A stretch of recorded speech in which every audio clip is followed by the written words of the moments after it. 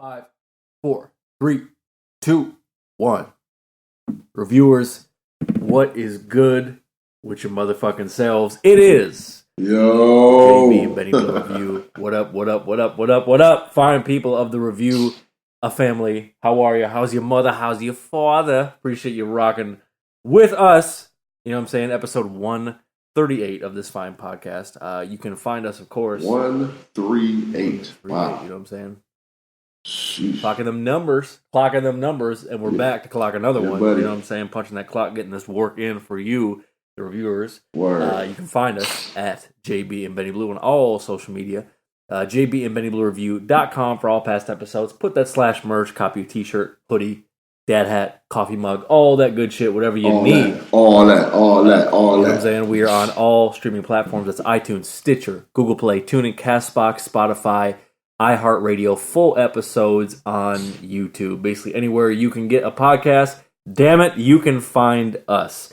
So that's who we are. Mr. Bridges, how are you feeling on this fine Sunday early afternoon, my good man? Man, it is another beautiful day in Zamunda, goddammit. Mm-hmm. All right, that's how I'm feeling. It's amazing. It's a wonderful day. It's a beautiful day in the motherfucking desert. All right, it is a wonderful day. You know what I'm saying? It's about 75 degrees. Ooh, a balmy 75. Right, not a cloud in the sky. All right, some dillies going down. Yep.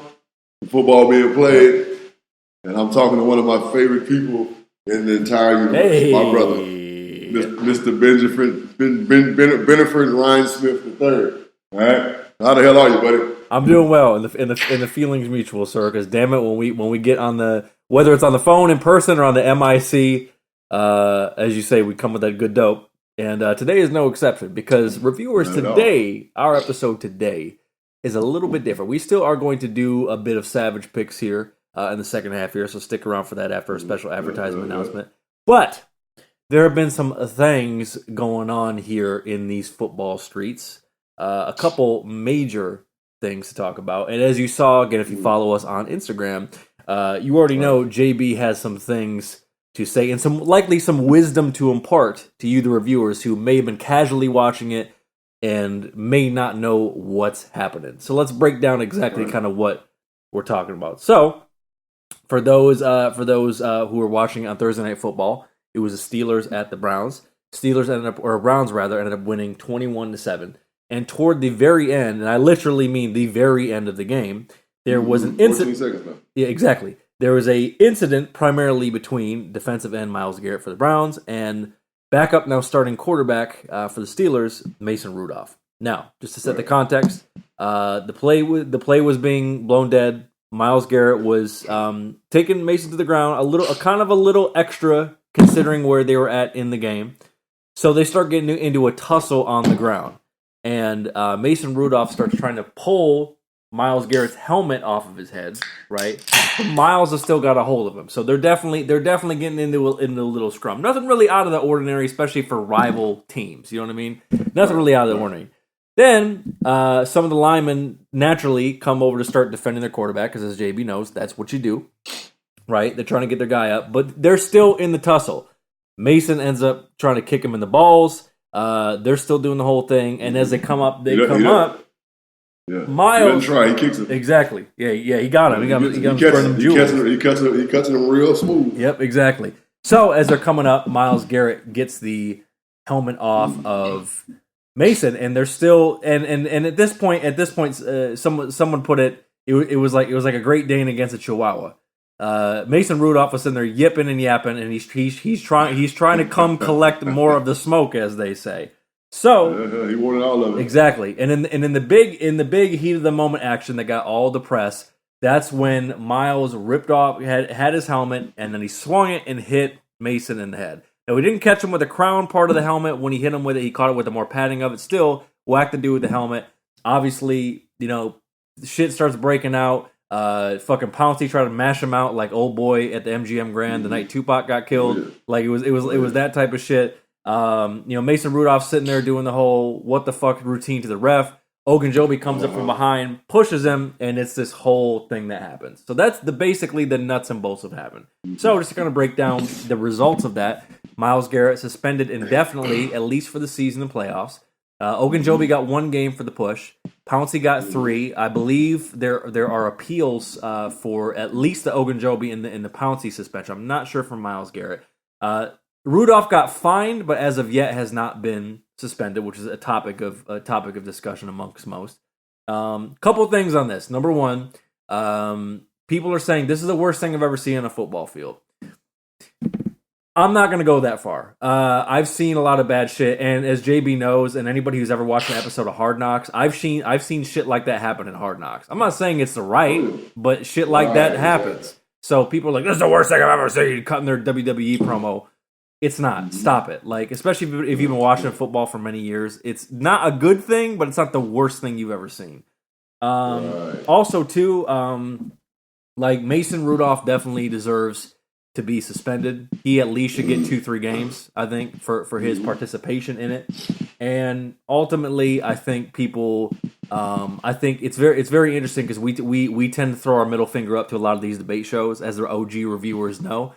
And you can tell, JB, when some of these cats are literally in these production meetings and saying, how about you argue this side of the point and I'll argue this side of the point, even if they don't believe in the shit. And you can feel it coming out of the camera. So anyway, I've set the stage enough. I know Dr. Jeremy Eugene Bridges III, Esquire, has something to say about this, and we are going to let him burn on a patented edition of JB's Burning segment. The floor is yours, my good man. Ladies and gentlemen. So Benny so eloquently, broke down a lot of particulars. Some key points I want to make. Right, what Myles Garrett did was a football play. All right, yeah, it was 14 seconds left in the game, but who the fuck says you're supposed to stop because you're winning? And it's a football play. He tackled the dude. His face was in his chest. He didn't drive him to the ground like he could have. He rolled over on top of him in an attempt to get off of the young man. All right? This is when everything started. There was not a scrum on the ground, Benny. Mason Rudolph was tired of getting his ass kicked all game and running for his life, so he starts shit with Myles Garrett, who's attempting to get off of him. If you watch the video, the whole video, which they don't never show on ESPN because they're trying to paint a narrative of how horrible Myles Garrett is, right? Rudolph attempts to twist Myles Garrett's head. He does twist his helmet to the point where, if you guys are watching this on YouTube, Myles Garrett's face is facing his shoulder in his helmet. He tries to pull his helmet off. This is Rudolph doing all of these things while Myles Garrett's attempting to get off of him. In the attempt to get off of him, Rudolph kicks him in the nuts. He kneed him in the nuts one time, and once Garrett got up, he kicked him in the nuts. All right? 2 connections. Right? At this point, Myles Garrett is like, well, you woke the motherfucker. Hey, look, Tiger's out the cage now. So he snatches his helmet off. Okay? All right? All in, you know what I'm saying, in defense in my book. All right? At this point, he's defending himself. Now he's mad now. He's like, okay, this is what we're doing. Snatch his helmet off. At that point, David Castro steps in. Starts to take Myles Garrett away from the situation. Not trying to fight Myles Garrett. Not pushing Myles Garrett. He's attempting to remove him from the situation. Myles Garrett is in compliance. He ain't arguing. He's not arguing with Castro. He's not bitching. He's not fighting. He's not trying to fight David Castro. None of that shit. Right? He's in compliance. He's backing up. The helmet is in his right hand. Meanwhile, you said earlier, Mr. Rudolph wanted all the smoke. Right? He gets off the ground, screaming and hollering, belligerent, mad, angry, face all distorted. He's running towards Myles Garrett, who is being restrained by David Castro. I don't like to say restrained. He was being pulled back out of the situation by the Castro, right? Mason Rudolph gets to him, and he punches him in the nuts again. They don't want to show that on ESPN again because they're painting the narrative about how horrible Myles Garrett is. Now, Myles Garrett then gets upset, and he swings the fucking helmet, and he hits the kid in the head. Now, what Myles Garrett did was retaliating from getting attacked, right? And I don't care what nobody says. If you watch the tape don't fucking lie. All right, he retaliated from getting attacked. Okay, but see, here's the problem. I don't condone him swinging the helmet and hitting the man in the head with it. All right, I don't condone that. All right, now if he'd have just fucking put the helmet down and just rocked him one time in the jaw, you know what I'm saying, with a clean right cross, I'd have been like, you know what? You got what the fuck you deserve. You know what I'm saying? You got exactly what the fuck you deserve because your ass kept coming for it. You want all the smoke. Here's the smoke, buddy. All right? The helmet thing, way too much, and I get it. He could have really injured that man. I'm not going to say anything criminal, all right? Because that's one point that these assholes on TV are saying. But at this point, Mason Rudolph and his people just consider pressing charges. That's assault. James Harrison, he tweets, that's assault. 6 months, and then with a weapon, it's a year. Like, seriously, bro, this is football, right? This is football. I done seen motherfuckers get their fucking shit rocked, right? So if what Myles Garrett did is assault, then what Pouncey did is assault as well, all right? Both of them are aggravated assault in court. We're not gonna take this shit to court, all right? We're not gonna take it to the fucking law. We're not gonna do none of that shit. See, here's my problem with the whole situation, baby. The way that ESPN portrayed it, it was the poor, helpless little white quarterback versus this big, angry nigga. And that's the way that they're trying to portray it, right? And that's what I don't like. Hey, Myles Garrett fucked up. Yeah, he deserved to be suspended. He did some shit, some heinous shit. That's fucked up. He hit a motherfucking head with a helmet. He should have dropped the helmet and punched him in his fucking head. That's what he should have did. All right, that's what I would have did. I wouldn't have swung no fucking helmet at the kid. I'd have dropped that bitch and I'd have tattooed his ass right in his fucking face, trying to break his nose. That would have been a problem. I promise you this. That would have been a fucking problem. Okay? So this is why I'm upset about the situation. They attacked that man. They attacked his character, and then of course they start showing his rap sheet. Well, Myles Garrett's been fined 3 times this year. His behavior is becoming whatever. And they show him he threw a right cross at Delaney Walker at one point. And he had a couple of unsportsmanlike conducts versus the Jets when he was quote unquote taking Darnold down to the ground, or whoever the quarterback was. I think it was the backup quarterback at that time. Here's the problem. It was an isolated incident. It happened. All right. Guys got fined like you just broke down. Rudolph started this shit. He started all of it. He started it and he continued it. He was the aggressor. All right. He was the aggressor. So there's no way in hell that young man shouldn't be fined. So he got fined and suspended, just like everybody else that was involved in the fight, because there were blows being thrown on his side. I don't give a fuck what the significance of the blow was. There were blows being thrown from him. And again, he's the one that kept this shit going. Then to top it all off, baby. Like a typical fucking Trump supporter, like a typical bitch-ass motherfucking frat boy, white boy, private school bitch, he plays the victim. Throws his hand up, looking around. Did you see that? Mm-hmm. He hit me in the head with a helmet. Well, see, nobody says, did you see that? I kicked him in the nuts. Twice. Right. And I punched him in the fucking nuts. He looked like he grabbed and twisted. Right. You know what I'm saying? Right. This is a problem to me. Right? And again, fuck ESPN. They give you the fat dick.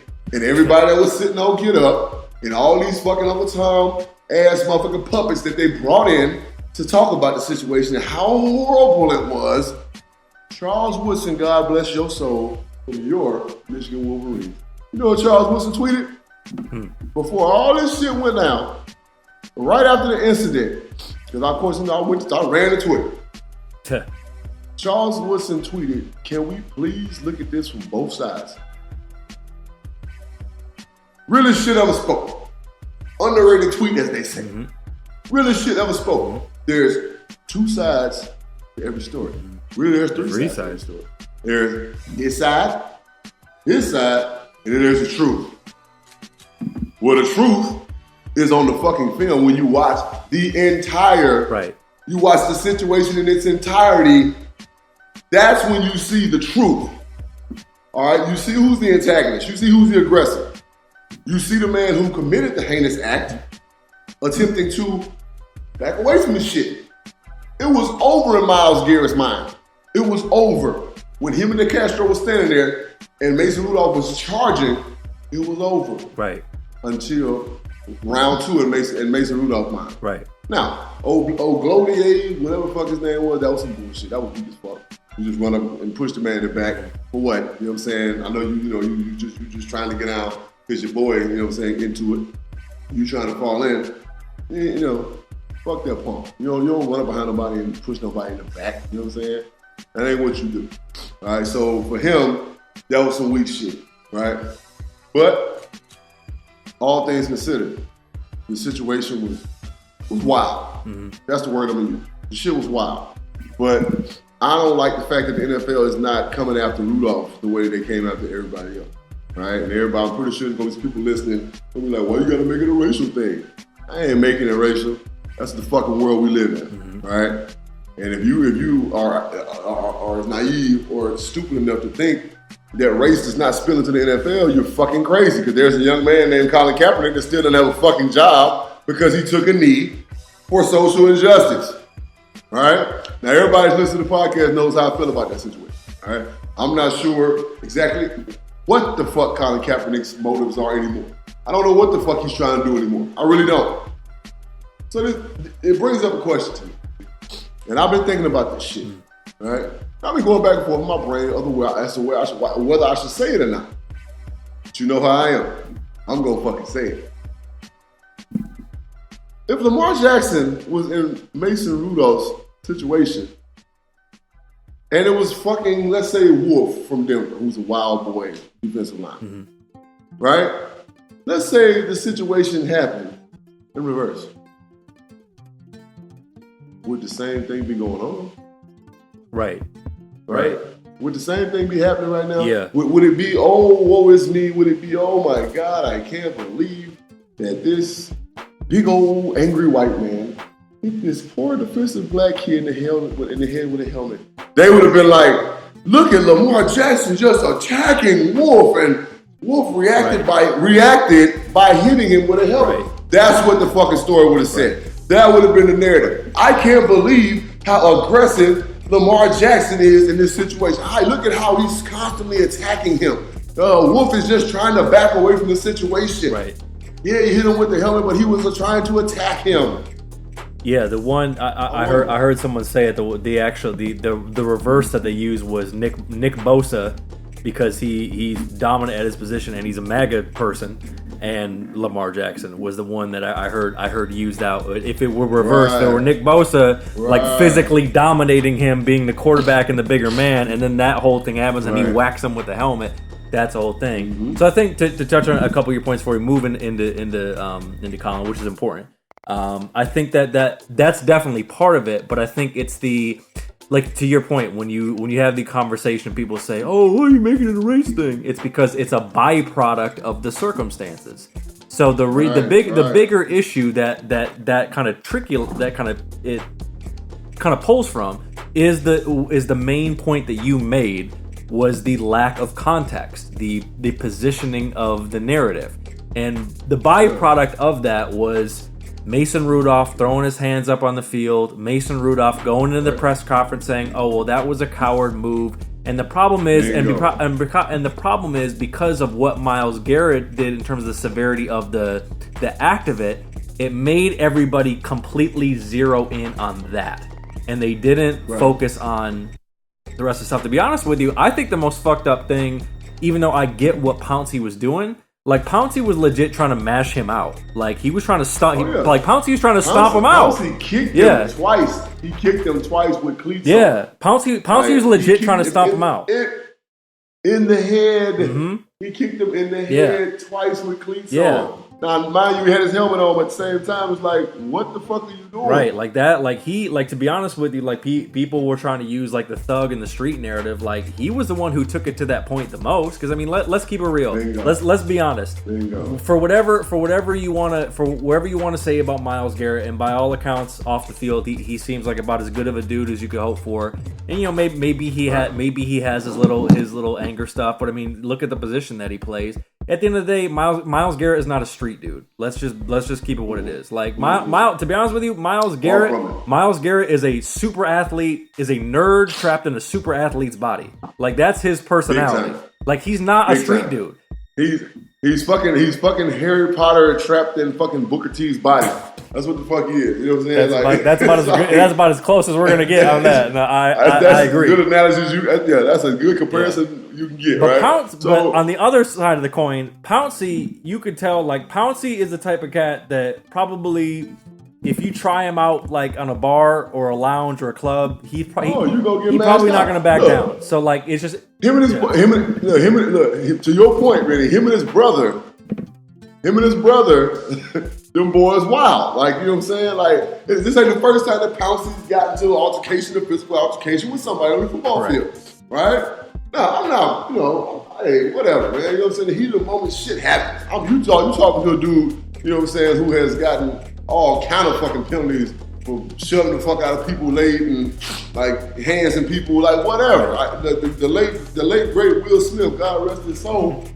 Like I gave this dude a 3-piece in a playoff game because, you know what I'm saying, of the pandemonium that was going on. And I thought he pushed me in the back, so I turned around and I just gave him 3. Yeah. You know what I'm saying? Like it happens. Like rage, the anger, and for him to see that. His boy getting hit with a helmet, okay, okay. So I'm not saying that what Pouncey did was correct, right? But you understand why he did it. I understand. But at the same time, here's the thing, and this is a great point that people don't even want to understand. Pouncey is doing the same thing that Myles Garrett did. He was reacting, right? He was defending himself. Right, and so in Pouncey's situation, he was defending his boy, but it was reactive. Right. It was reactive. Exactly. Neither one of them were the antagonist. They were reacting to something that has happened. That's the key word, and how we can hopefully be able to frame this for the reviewer, so they look at this. They look at this when they look back at this a year, 5 years, 10 years from now, because Lord knows they're going to find ways to talk about it, especially on these damn talking head shows. That's the number one key word, is the reaction, because in some form or fashion, everybody involved was doing what they were doing off of a reaction. All that we are asking for is fairness in the punishment and the view of what happened. That's it. I'm gonna change what you said though. I'm gonna change what you said though, because Rudolph wasn't reacting to shit. Well, he's reacting. No, he's reacting to his ass kicked. That's what I mean. He was getting mashed out. And I'm talking about on the ground. Right. Yeah, exactly. So on the ground, he starts acting a fucking complete nut. Right. You know what I'm saying? Because I guess you're right. He's tired. He was reacting to getting mashed out the whole game. I said it earlier. So he was tired of getting his ass whooped the entire game. Exactly. That's what the fuck was happening. Exactly. Yeah. Yeah, you're right. Yeah, you're exactly right. Yeah. So like all we're saying is don't paint the narrative, or don't try to make a decision without the context. Was technically what Mason Rudolph did as bad as what Myles Garrett did ultimately? Technically, no. But at the end of the day, you can't just be like, oh, pay us $25,000 and that's it. No, man, you got to be gone for a solid 3-4 games. You know what I'm saying? Yeah, we got to get him out there for a game. At least 2 games, man. At least 2 games for Rudolph. You know what I'm saying? Because again, he's the one who started this whole fucking melee. Exactly. Speaking of not being available for games, so the big story, and oddly enough, the NFL has a weird way, JB, as you know, especially now that you're into your retired years, with this whole Goodell era, where it seems like one major thing happens and then another thing right after that happens to kind of cover up the smell of the other thing. You know what I'm saying? Even before this goddamn game, it was confirmed that the NFL had arranged a workout available to all 32 teams at the Falcons facility in Atlanta, and that the workout has occurred, but not quite the way it was planned. So Colin Kaepernick and his team moved it to a local high school. The big 2 discrepancies were this. Number one, Colin wanted to have his team be able to film it because he didn't trust the NFL in terms of how they're going to film it, how they're going to edit it, and how they're going to distribute it to the other team. The other thing was this liability waiver, which I have a section of now, and I'll read that to you. And from paragraph number 2 of this so-called liability waiver, it says, player acknowledges that he has been made no promise of employment and understands that his participation in the workout does not constitute employment by any of the released parties, but desires to participate in the workout voluntarily in order to be considered for possible future employment. Player further acknowledges that his participation in the workout does not guarantee that the player will be offered employment by any of the released parties. Release meaning whoever had signed off to be there at this time. And apparently he didn't agree with that, so ultimately he had 25 teams, allegedly, at the Falcons facility, and then he moved it to the high school where there was 8 teams there. I saw some of the live stream. He had a pretty decent deep ball. I didn't really see enough of it to show off like what all of his capabilities, other than him being able to throw some decent routes. So that's kind of where we're at. So first of all, did you pay attention to any of this? Did you see any of the workout? And if you did, where do you think we're at with this shit now, with this whole saga? Listen, first of all, I don't doubt that Colin Kaepernick can play football in the NFL. I mean, he did it for years before the whole incident with him kneeling and then getting blackballed and about the NFL. I don't doubt that he can play football. That's not. I don't. The workout for me was not. And I think it was. It was some hubby-gubby. You know what I'm saying? Because why make the man work out? You know what I'm saying? You know this man can play football. You know he's in certain shape. All right, so you did, right? So the NFL did. Now, what you just read me was, and I thought, when I heard liability, I'm thinking liability. I'm like, so I'm thinking, liability clause. I'm like, okay, so what the fuck are they trying to get him to do now? Mm-hmm. You know what I'm saying? I'm thinking there's some sidewinding shit. That's just business, right? That's the NFL covering their ass, because if it all boils down to it, the NFL is a business, right? So what they're asking Colin Kaepernick, what they're telling Colin Kaepernick is this: hey, you're not gonna go back and sue us. That's what they're saying. You're not gonna go. You're not gonna sue us if you don't get employed. You're not gonna be able to come back and sue us. That's what that liability clause for. Now, him not signing it, again, like I said earlier, I don't know what the fuck Colin Kaepernick's intentions are. I don't know what he wants to do, right? I don't know, his buddy, his partner in crime, Eric Reed, right? Who's always saying something to somebody about Cap, right? Always saying some shit about Kaepernick and what Kaepernick done did. Eric Reed, yeah, right? Eric Reed, yeah. Yeah, Eric Reed, yeah, the safety for the Carolina Panthers, who was with him in San Francisco, and both of them got released, you know what I'm saying, before kneeling, right. Basically, right?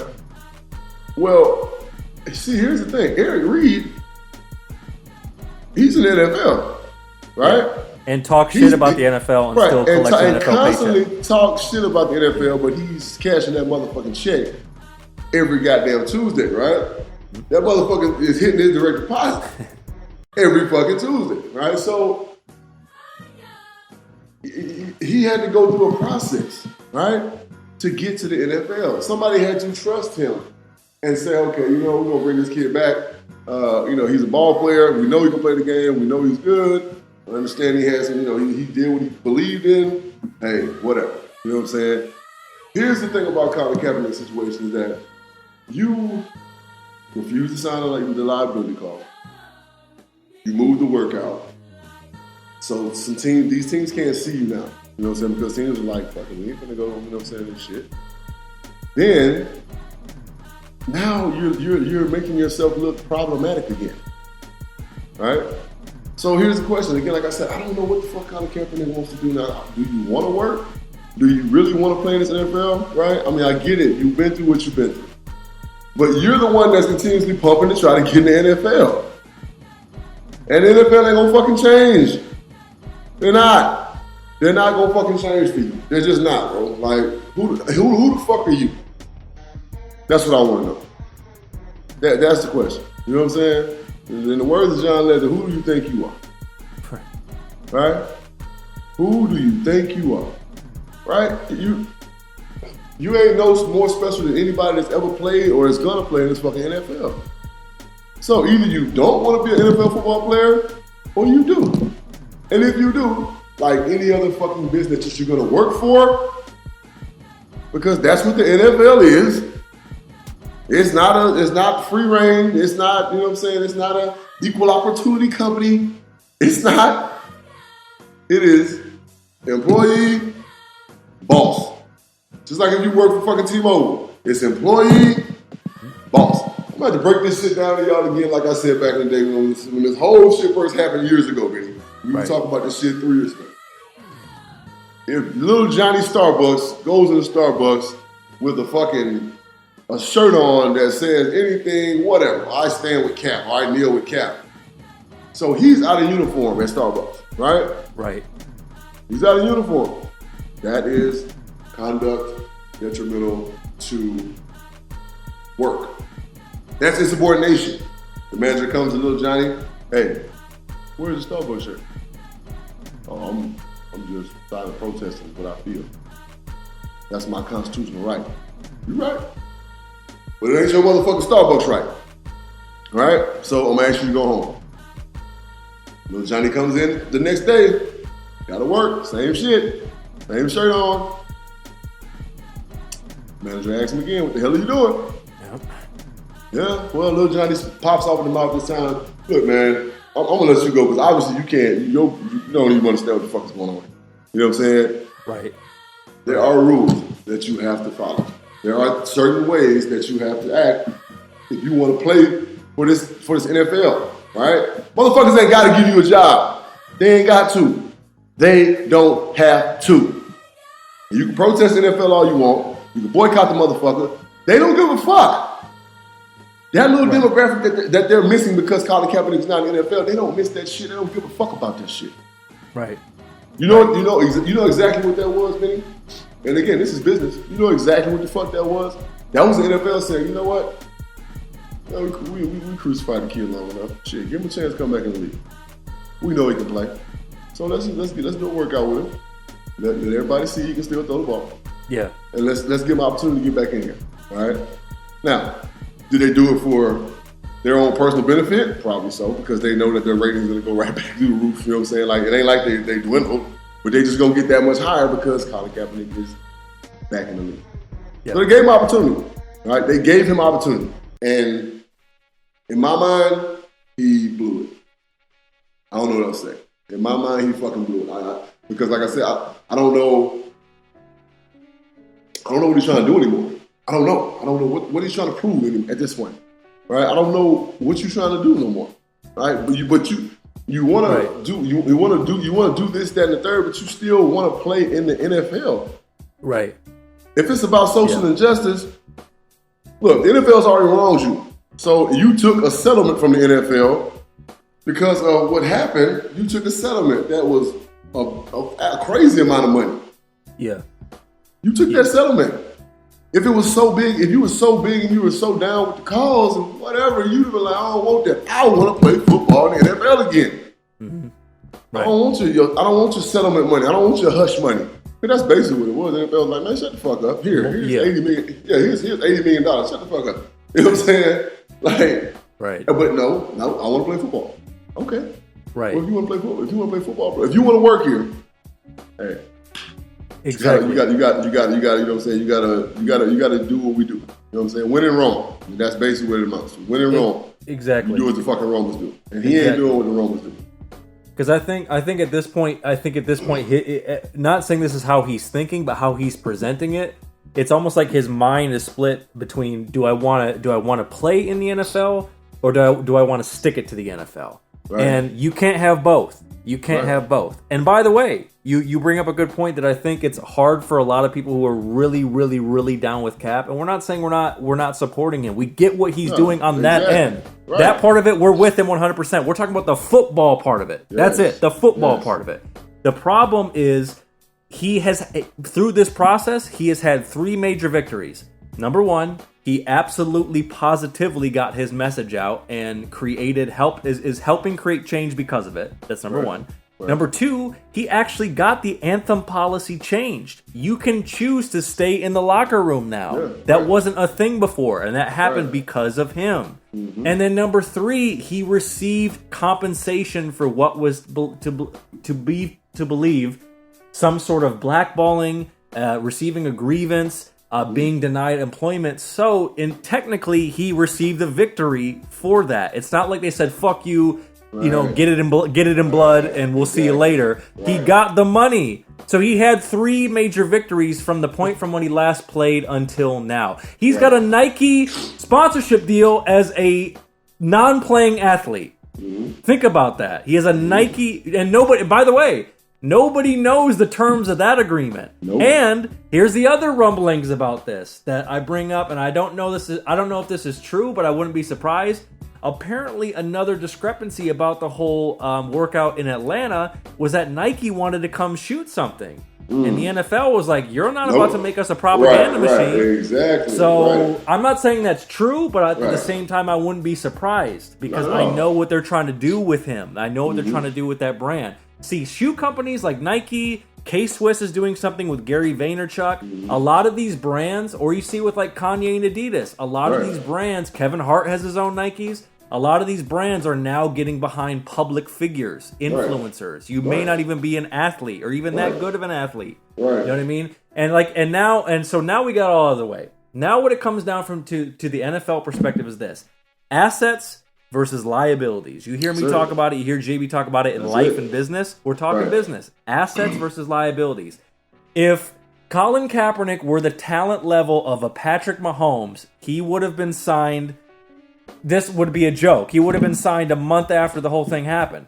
But the problem is because Colin Kaepernick is good enough to be in the league, but not good enough to dominate in the league, now he becomes an issue. Now you say, okay, yeah, he can be in the league, but is he worth the aggravation? That's when you start having that conversation. He's not a top 10 quarterback. Even if he's in the league now, he's not. He's not. No. But he's good enough to play. Oh, yeah. He's good enough to come in and start. Yeah, but he's not. He is not Brady, Breeze, Rodgers, Wilson, Lamar Jackson. He's not on that level. And when you're on that level, it's bro. You already know. It's the same reason why people are still calling Antonio Brown. This dude is knee deep. This dude is knee deep in civil suits. But I'll be damned if he can't catch a big ball. It's the same reason why Vontaze Burfict was still employed by the NFL after he motherfucking damn near tried to decapitate 30,000 people on the football field. He could still play at a high level. Because the motherfucker can play ball. Yeah. Exactly. Yeah, well, you know what, man? Just to be completely honest about it, you know what I'm saying? Again, like I said, I'm confused. I don't know what the fuck Kaepernick was trying to do. I don't know what the fuck he's trying to do. And then he goes and speaks to the media and says, "Quit." He literally says, "Quit running. I'm ready to play."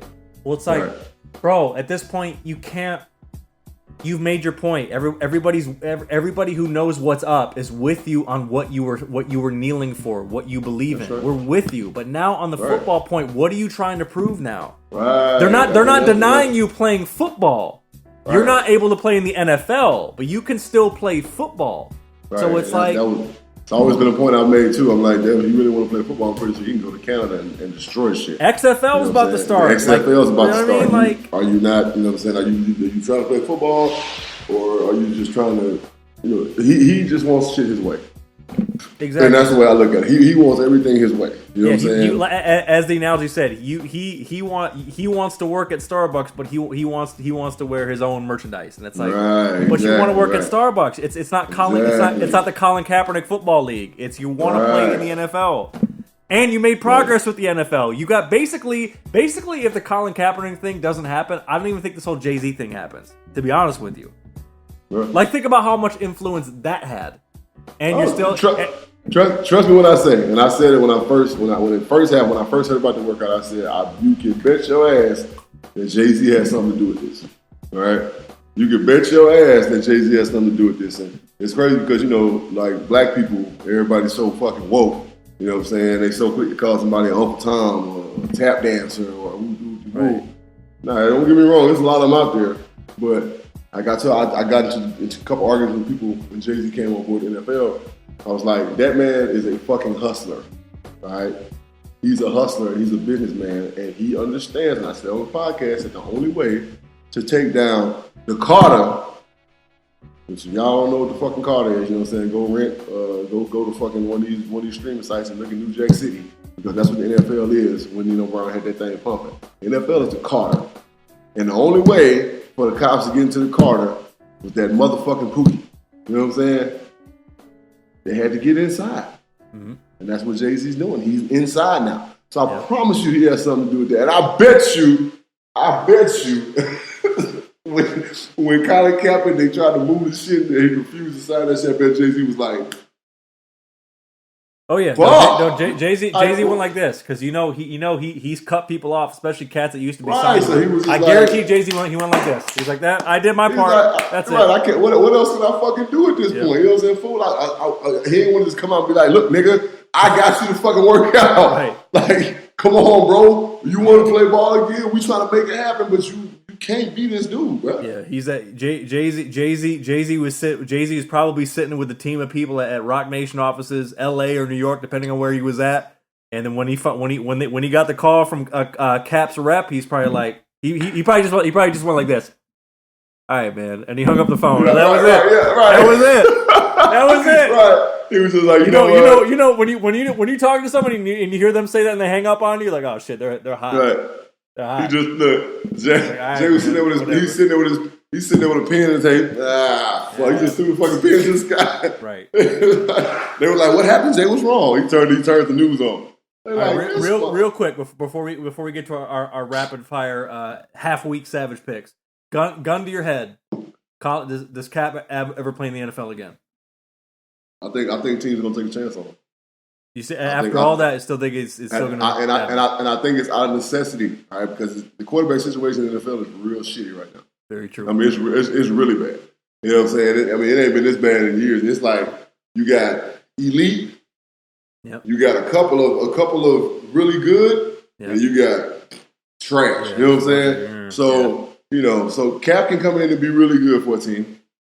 You know, he's still a dual threat. He still can run, throw the ball. You know what I'm saying? So yeah, I think 2 or 3 teams right now is in their war rooms and they contemplate. They're like, look, sign this dude. You know, it's some discussions going on behind the scenes right now. I promise you. Yep, I agree. I think when it all comes down to, I think he ultimately gets a gig. Hey, my kiddies are basically probably going to be out with Stafford. He got diagnosed for 6 weeks. We got Jeff Driscoll in there, who's actually doing surprisingly decent. I even know who the third stringer is. Hey, if Cap ends up on the kiddies, I won't even be mad. I mean, I'm not going to say he's going to play right away because he's still got to learn the playbook, but, you know. He'll be a viable asset for whatever team he goes to. Sorry, it is what it is. He can play ball. You know, the man can still do his thing. So I agree. Yes, sir. Well, speaking of still being able to do our thing, we're doing a special edition of Savage Picks. We're picking some afternoon games, the Sunday night game, and the Monday night game. But please, we got to see how we did, and we'll get to all of that shit right after the special advertisement announcement. You are listening to JB and Benny Blue Review. We'll be right back, bitches. So 5, 4, 3, 2, 1. Reviewers, we are back. Thank you so much for rocking with us on a little bit longer, but excellent quality segment that I know you got a lot out of. Because you know what I'm saying? There's some crazy things happening that are JB that are trying to they're trying the devil is trying to draw us away from the greatest game on planet Earth. And God damn it, we won't let them. No. Bullshit. No, we've come too far for them to tear us down. God damn it. No, sir. Fuck that bullshit. You know what I'm saying? JB and Benny Blue Review will never let you down. You know what I'm saying? And make sure to follow us at JB and Benny Blue, JBandBennyBlueReview.com. And subscribe, follow us, 5-star rate us wherever you get your podcast. We are there. So get at us. Now, without further ado, we're going to jump right into it because, damn it, we got some foosball to talk about in Week 11. We got to see how we did in Week 10. Savage Picks. And with a drum roll, please. Let it rip. JB is at 77, 70, and 1, but the Blue Deanies holding on to a slim but strong lead at 80, 67, and 1. Let's have it real quick. The Raiders got it done against the Chargers there. The Kitties fucking off with backup Jeff Driscoll against the Bears. The Ravens mashed the fucking Bungles out. Brownies surprised the Bills, get it done. Titans beat the Chiefs. The Falcons went into the big gumbo bowl, baby, and they beat the fucking Saints. The Jets beat the Giants. The Bucks beat the Cards. The Finns beat the Cardinals. By the way, I'm saying it this way because we picked all of those wrong. The Packers bounced back and they beat the Black Cats, JB's former lawyer. The Steelers got it done before losing here this past week against the Browns. JB, turns out the way we set up last week, reviewers, if you got if you got a place to stay anywhere in the greater Los Angeles or Phoenix area, we both bet the house of them Cowboys, and now we're both homeless. Goddamn. Oh, man. Mister, you like that. And there went down to Jerry's World and got it done, and then JB picked correctly the Squawks in a hell of a game, maybe game of the year candidate, JB. Squawks against the Niners. What did you see? Definitely very entertaining. What's going on with the Squawks? Can they make a run at your beloved NFC West division? See, here's the thing with the Seahawks, man. They're playing the type of football that they played the last time they won the Super Bowl, and that's scary. And they're heating up and they're peaking at the right time. They're running the football. They're big chunk plays down the field because of the success that they're having running the ball, and their defense is flying around. And make no mistake, now San Francisco was a good football team, and that's why the outcome of the game was what it was. They went out to the wire. That's exactly why you got what you got. You got two good football teams. Probably two of the best football teams in the NFL at this point, both representing the NFC West. And so, but that's what they're doing right now. They're playing that type of football. And it's scary to me, man. It's dangerous. It's really scary to me, to watch them. It's like a snowball rolling downhill. Shit, that old Pete Carroll snowball wearing his fucking Huaraches. Right. Them big ass shoes you got look like snowball. But that motherfucker is rolling downhill, and it's like they get to the point where it's gonna be hard to stop them, man. So they're just getting better and better with the acquisition of Josh Gordon. Just like the rich just keep fucking getting richer, and they making shit happen, man. And so it's fun to watch, man. It really is. I know it's hard for me because my the gang, you know what I'm saying? The gang, you know what I'm saying, the NFC West. But we know where we at right now. We know what we got going on. So it's just fun to watch. It's fun to watch teams progress and pick up steam and gain momentum in fucking November, which is the time to do it. Right, exactly. And they're shit, man. I mean, they're.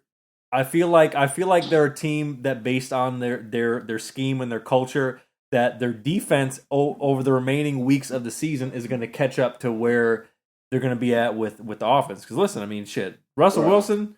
I mean, you be hard pressed other than Lamar. I mean, I think it's a 2-man race at this point, because I think Mahomes is. Oh, yeah. I think Mahomes has missed too much time, so I think it comes down to Lamar.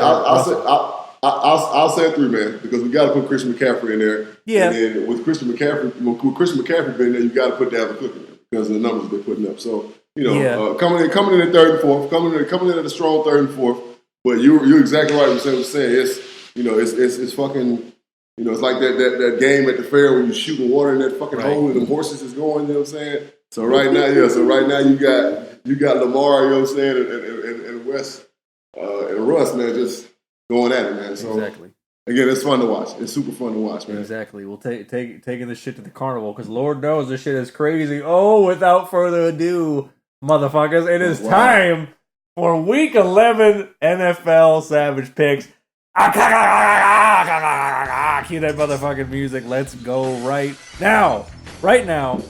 Starting off with our Savage Pick on Thursday Night Football, which again, follow us at JB and Benny Blue on Instagram. You'll get that pick. You can tell us and let us know who you got. And apparently we both picked wrong, although it was a hell of a fireworks that we talked about in the first segment. We both picked the Steelers, who've been playing some good ball. Mike Tom's getting them right. Who fucked it off to the Brownies, just keeping it to the game. What did you see? What happened? What were the major things that you saw that got the Brownies back on track to win by a couple damn scores? What the fuck happened? I think the Browns just came out and just did what they should have done. Play strong defense, and that's what they're built for, and then play solid offense. Not trying to do too much, right? Just because you have all these fucking weapons on offense doesn't mean that you got to throw the ball down the fucking field 35 times a game. You know what I'm saying? Like, there's so many ways that you could be creative. There's so many things you can do because you have all these weapons. And I think that's the part of figuring it out with Freddie Kitchens and offense. Is like, you have to figure out the best way for your team to be successful and stop trying to move the players what everybody else wants you to do because of what they're looking at your roster. Right. Yeah. I think they did that. And plus, the Steelers' offense is not that fucking prolific. Right? Exactly. And the Browns just exploited that shit. They made them, they made everybody see it. Like, hey, these motherfuckers ain't real, that real, so watch this shit. You're going to expose them. Rudolph is still a young quarterback. He shows signs of greatness at times, you know what I'm saying? Just like Allen for the Panthers and, like Minshew did when he was playing with the Jags, you know what I'm saying, before Nick Foles came back. They're showing signs of greatness, but they're still young quarterbacks in this league. And none of them are stars, all right? They don't have that flash, right? So Rudolph doesn't have that. He's a solid quarterback, can be a solid quarterback in this league for a long time. But the Browns were like, we're not going to let this motherfucker beat us, you know what I'm saying? Like, real shit. Right. Yeah, I saw some more confidence in the play calling rather than trying to force the ball to the playmakers. They definitely got the run game and more consistent with giving it to Chubb. Baker was finally able to chill the fuck out a little bit and find his playmakers in soft spots in the zone. And JB, they finally made some goddamn plays in the red zone. It was ugly at times, but they made some plays in the red zone. Right, big time. And here's another thing. You know, you can do all these things, and everything is a lot better when your defense is stopping the run on the opposite side.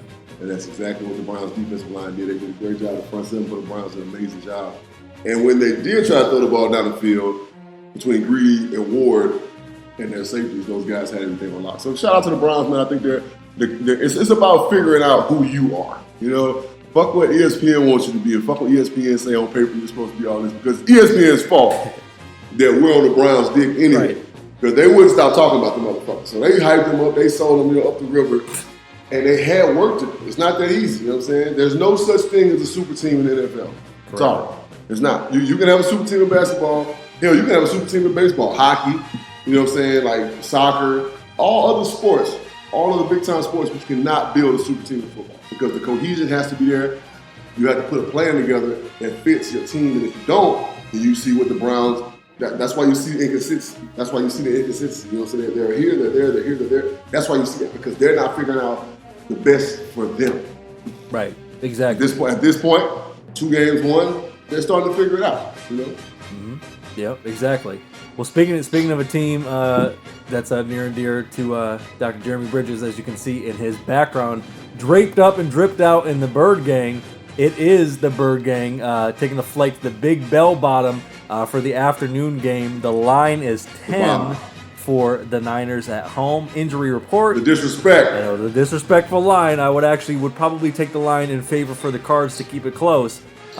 They are looking at Chase Edmonds, Jonathan Bullard are out, and then you're looking at Justin Murray, T-Sizzle, Zach Kerr, and Tremaine Brock all questionable. For the Niners, you got Joe Staley, Al-Shair, the linebacker, are out. Kittle, Robbie Gould, Matt Breida, Emmanuel Sanders, Mostert, Dante Pettis, and Witherspoon are all questionable. So they're banged up on the Niners. Did the Niners end up fucking one off and drop one to your Birdgang, Mr. Bridges? I said it after we played them at home. I said we're going to beat the 49ers in Santa Clara, and we're going to beat the 49ers in Santa Clara. I don't give a fuck if it's by 3 points, 1 point, 2 point. We're going to beat them today. You're exactly right. They're going to fuck it off. All we had to do from the last game, was play better defense. That's all we had to do. Right? That's all we had to do. And I think with Cliff Kingsbury and Lil Man and an offense figuring out what's best for us, like we just talked about the Browns, that's where we're at as well. We're trying to figure out what's best for us at this point. We're trying to figure out our identity and who we're going to be and the things we're going to do well. San Francisco knows that, and everybody knows that San Francisco knows that, and everybody at this point knows what San Francisco's going to do. We just got to play better defense. My Cards get it done today in a fucking bar brawl, all right, in the Big Bell Bottom. Yeah, I'm gonna agree. I'm gonna take the Cards as well. I don't know what it is about. There's something kind of in the air, JB, with really good teams starting to kind of fuck it off, and I'm gonna take the Cards due to some. I think that the Niners probably could have played a little bit better ball if they had, if they just had some of their playmakers from last week. And I think even though they're listed as questionable, I think right now they're in the period where they may drop 1 or 2 to be able to get healthy to get to the point where they can make a run. I think we're kind of in that zone, and I do think the Cards go up there and play them tough. You know what I'm saying? Barroom brawl, a couple bottles smashed like Roadhouse. Oh yeah, and without a doubt. I think the Birdgang does get it done. All right, it's the 49ers are going to go 10-6. You know what I'm saying? Easy. You know what I'm saying? 10-6, 11-5, easy. You know what I'm saying? Because they're going to lose some games down the stretch. because of one, like we talked about, injury. And I'm saying 12-4. 10-6, they have to fuck off a lot because they're 8-1 at this point. Well, see, here's the thing. They're gonna like people. It's midway through the season, Benny. People start to figure you out, right? You know, they start to figure you out. Great things happen. You know what I'm saying? And it's just like, hey, okay, people start to figure you out, and then you have to go back to the drawing board and say, okay, well, now what can we do to help ourselves progress again? Exactly. Okay. So yeah, I mean, no, I think you're right, and there's certainly more tape from what what Arizona can take advantage of from their meeting there in the desert, and we were both taking the Cards on the road. All right, moving on. It's the AFC matchup. It's the Bungles taking on the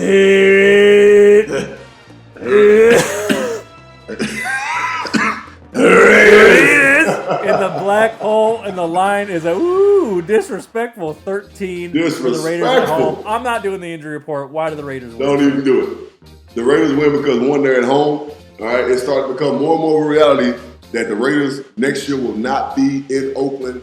The fans are getting crazier and crazier. Fucking Chucky's got the team rolling. They're playing really good defense, and they're playing hardball offense. Nothing fancy, bust you in the mouth type shit. They'll be 6-4 after the day. The Bengals will be 0-10. Worst team in the NFL. Raiders to the W.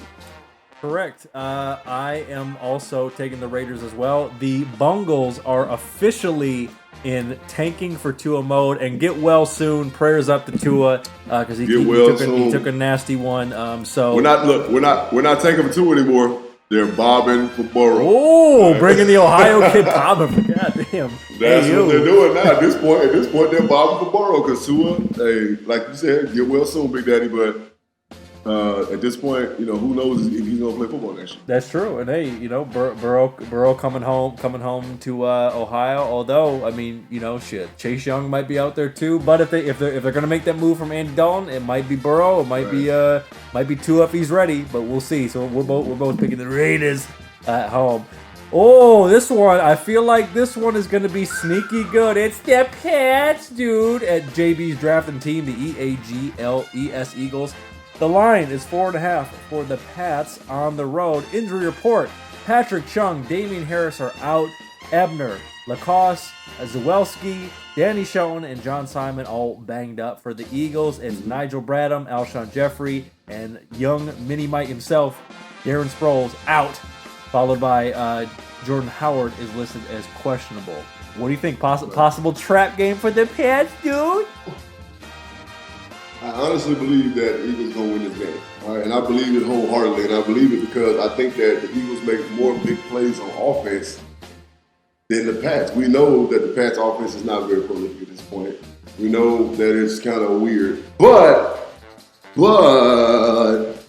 young boy from Arizona out here, N'Keal Harris, is playing this week.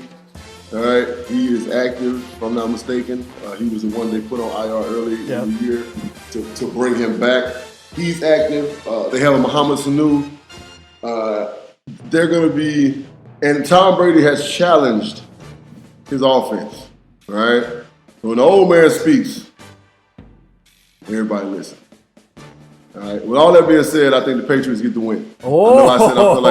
I know I said I felt like the Eagles were going to win it. I just talked myself into realizing that the Pats is going to win this game. They're going to win this game, and it's going to be on the defense. I think that they're going to pick off young Carson twice, maybe one for a touchdown. But I think that the Patriots get the job done in Philly. Trust when I say, man.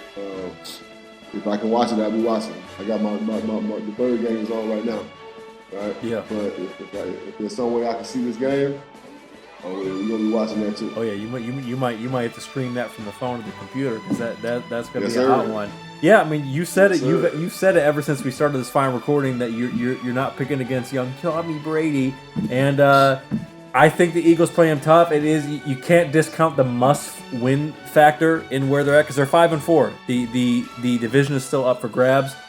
I think the Packers slide away with one. I think they slide away. They're good, but the Eagles are going to make it very, very difficult. Of course, very difficult. Like, the link gonna be rocking. It's a beautiful fucking day. Yep. You know what I'm saying? It's fucking what 224. It's 425 over there. Sun's getting ready to go down. It's a little chilly. It's great football weather now. Mm-hmm. Right? AccuWeather says it's going to be 43 degrees, not a cloud in the sky. Mm-hmm. Exactly. Beautiful city of Philly. It's going to be rocking now. Yep. And hey, we're both taking the pass and going there and get the job done.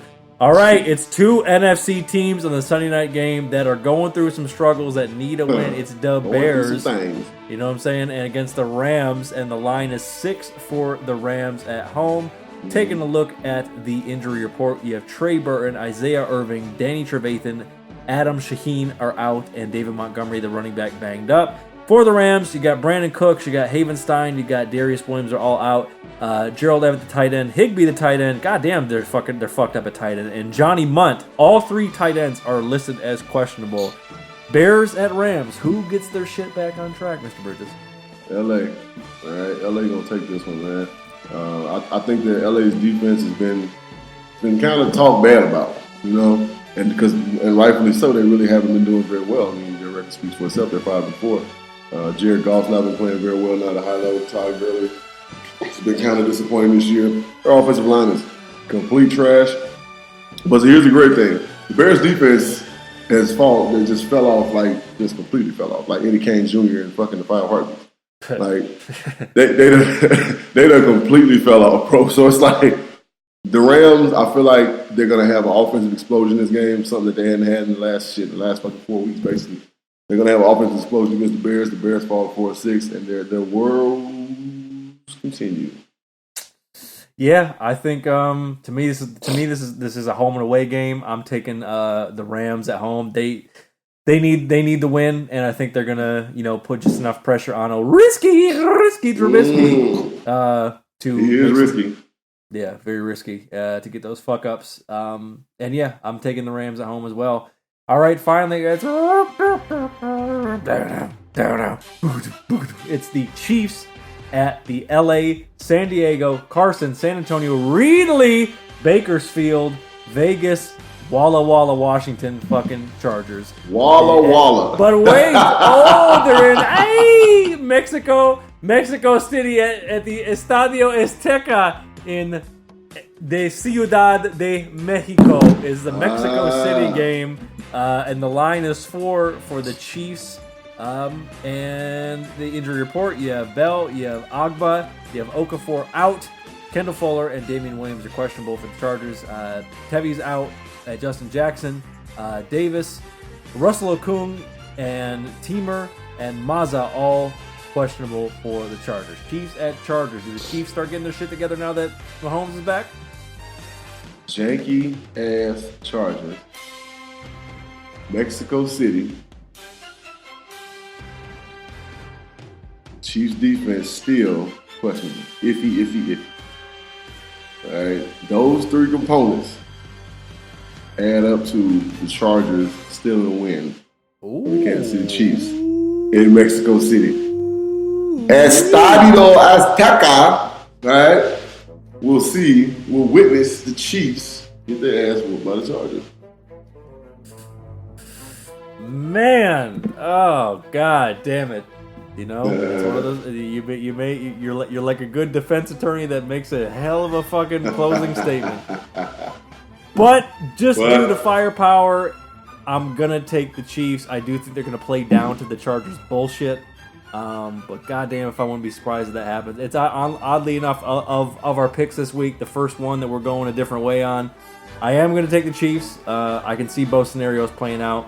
I think Mahomes needed a week or two to kind of you got fucked up, get it back together. Right. I just think it's just gonna for what the shootout could be, it's just gonna be too much, I think, for the Chargers to handle. And even though we are doing an abridged version of Savage Picks Week 11, I still have to pick my kiddies win, lose, or draw. So either way it goes, they take the L, take the alpha, take the W, take the W. But we ain't gonna get rid of that just because we ain't picking in real time. But that's fine, baby, because we got in our picks this week. So we'll see who's right, who's wrong, who's both right, who's both wrong. That's it, reviewers. Our patented bye week is gonna be next week.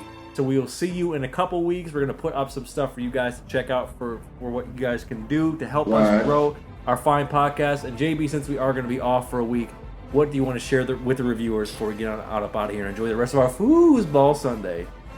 Oh man, same thing, man. High energy, you know what I'm saying? Like high vibrations. Like be nice, be kind, you know what I'm saying? Mr. Rogers vibe, you know what I'm saying? show love, give respect, you get respect. That's kind of how it got to be. If you give respect and people don't respect you back, fuck them. All right, don't waste your energy on it. All right, the viewers out there, we love y'all. Y'all been rocking us forever. If you want to fuck with us, you want to holler at us, you want to check us out, social media, we got at JB and Benny Blue, Twitter, Instagram, fucking Facebook, all that shit. Hit us up on our email at JB and Benny Blue, JB and Benny Blue review at gmail.com. All right, for past episodes and all that good shit. All right, we on every streaming site that you could possibly fucking imagine. Okay, hit us up, iTunes, 5-star reviews. You know what I'm saying? Let us know what's going on.